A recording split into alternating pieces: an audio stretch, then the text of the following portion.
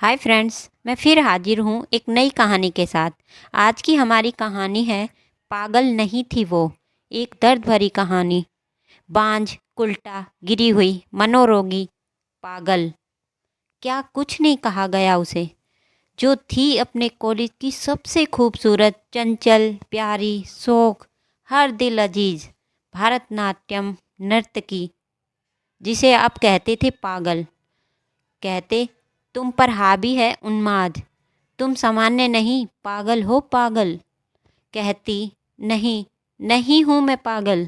देखो, देखो, कैसे उत्तेजित हो रही हो तुम। उत्तेजना में पागल ही बोलता है। वह रोती, गिड़गिड़ाती, सिर्फ एक बार सुन लो मेरी बात, एक बार सुन लो जो मैं कहना चाहती हूँ, समझने की कोशिश तो करो। डॉक्टरों ने भी मान लिया पागल है। छुप छुप कर दीवारों से करने लगी बातें, लिखने लगी डायरी, जिसमें सबसे पहले पन्ने पर लिखा, कैसे हुआ प्यार, पहला प्यार। कैसे कहा उसके प्रेमी ने, तुम्हारे पायल की घुंघरू की तरह बजता है मेरा दिल। वह कहता, जब तुम नाचती हो, लगता है उस जमीन पर अपना दिल रख दूं, जिस पर तुम कर सको तत्काल छंद और ताल। बोल तुम गाओ मेरे सीने पर, तुम्हारे घुंघरू की हर आवाज़ मेरी धड़कन सुनना चाहती है। गाता रहता उसकी तारीफ में सरगम, सुनती थी मंच पर अनगिनत तालियों की गड़गड़ाहट, लेकिन उसकी तारीफ उसे कर देती थी मंत्रमुग्ध।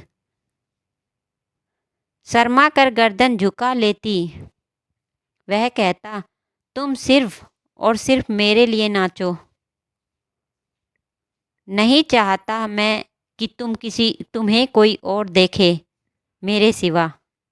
यह सब सुनना उसे अच्छा लगता लगता उसे कितना प्यार करता है, कितना अधिकार जताता है। एक एकाधिकार। वह अधिकार के अधीन प्यार में कैद हो गई। रख दिया अपने सपने, अपनी पूरी जिंदगी उसके हाथ में, पूजा की थाली की तरह। जब तक थी वह एक नृतंगना, तब तक थी उसकी सवपन सुंदरी। घर आते ही जाने लगी उसकी उष्मा, उसका प्यार, उसके शब्द, और कहीं गुम हो गए। जैसे हर शो के बाद चले जाते हैं दर्शक बाहर हॉल से, और बस बचा रह जाता है मौन। पसर जाता है सन्नाटा खाली कुर्सियों पर। धुंधली रोशनी में दीवारें, पर्दे डरावने लगते हैं। उस हॉल में जहाँ कुछ ही देर पहले कलाकार थे, संगतकार थे, सुर थे, झनकार थे, और तालियों की गूंज थी। जहाँ संगीत और नृत्य का संगम, वहाँ पसरी होती है गहरी खामोशी। सन्नाटा, सन्नाटा और सन्नाटा। जहाँ उसकी चीख भी दबा दी गई, तो सिर्फ उसकी सिसकियाँ, वायलिन की टूटी तार की तरह। वह लिखती है, कैसे उसने पहली बार जाना कि वो माँ बनने की अनुभूति कैसी होती है। उसने जाना कि है उसके अंदर एक नन्ही जान, जो अब नृत्य करेगा उसके गर्भ में। वह बताना न भूली यह बात, खुशी से नाचती हुई अपने प्रेमी को लगा लेगा गले, या उठाकर गोद में उसे खुद करने लगेगा नृत्य। लेकिन वह तो वैसी निकाली अपनी कमर से बेल्ट और दे मारा उसे, और तब तक उसे पीटता रहा जब तक वो बेहोश न हो गई। बस इतना ही कहती रही, मत मारो मुझे, मत मारो मुझे, मेरे पेट में बच्चा है, नहीं चाहिए बच्चा। वह चीखा, और एक एक करके 4 बार करवाया उसका गर्भपात। नहीं होता था उस पर उसके आंसुओं का कोई असर।